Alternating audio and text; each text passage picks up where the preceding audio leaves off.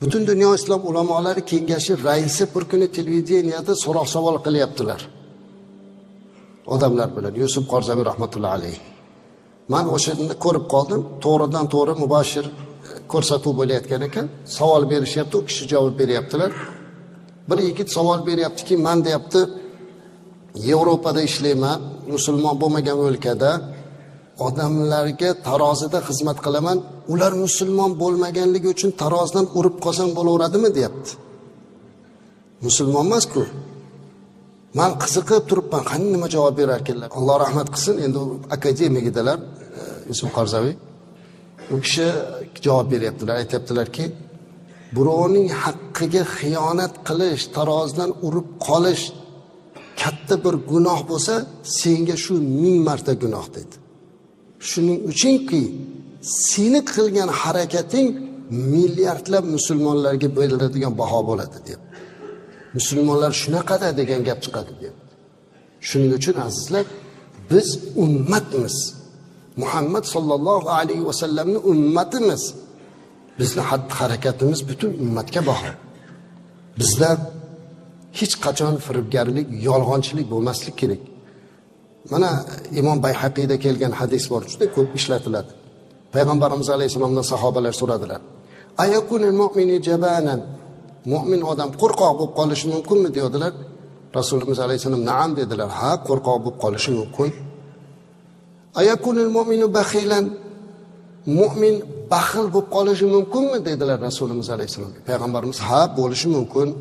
Mo'mindan qo'rqoq ham chiqib qoladi, baxil ham chiqib qoladi dedilar. So'ng u yana so'radi, Ali so'rayotgan sahoba. Ayakunul mu'mini kazzaban. Mu'min kazzob, yolg'onchi bo'lishi mumkinmi deydilar. Rasululloh alayhisalom la dedilar, yo'q dedilar.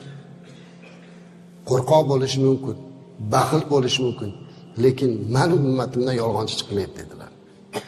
Eng yomoni yolg'on azizlar. Yolg'on gapirishlikdan saqlanishligimiz kerak. Hozirgi kunda shunaqa bo'lib qoldiki, firibgarlik uchiga chiqdi. Savdo sotiqdagi firibgarlik, qasam ichib molini o'tkazish, aldab sotish. Mol bozorlarga kiring, boshqa bozorlarga kiring, hamma joyda Alloh bizni kechirsin azizlar. Odatiy hol bo'lib qoldi. Bir hadis bor edi payg'ambarimiz alayhisolatu vasallamdan, 3 toifa odamga qiyomat kuni Alloh ularga rahmat nazari bilan qaramaydi, ularga alamli azob bo'ladi degan Imom Muslimda hadis keladi.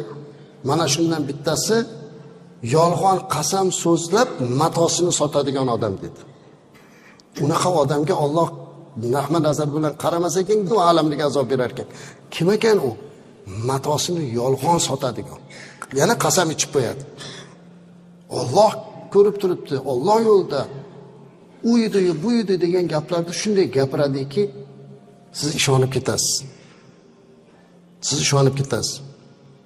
Eng achinarlisi bu odamlar orasida bizni musulmonlarni bir-birimizni kalaka qilishlik, hatto shu qilayotganlarni aksar hoji degan narsani ham chiqarishdi.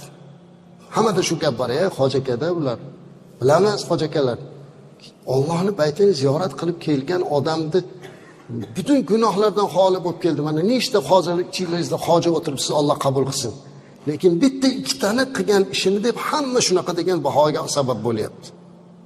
Ana shuning uchun ham biz hech ham bir yolg'on ishlatmasligimiz kerak.